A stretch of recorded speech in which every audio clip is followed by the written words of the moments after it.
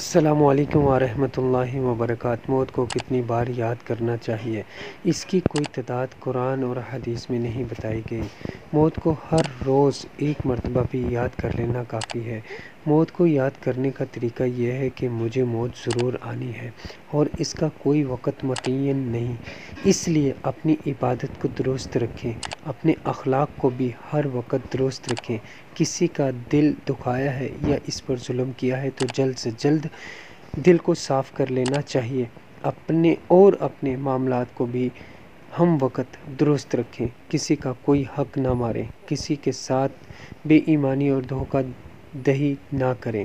اگر کی ہے یا لین دین باقی ہے تو جب تک صاف کر لیں، اور یہ تصور رکھیں کہ مرنے سے پہلے میرے اوپر نہ تو اللہ کا کوئی حق باقی رہ جائے نہ بندے کا کوئی حق باقی رہ جائے۔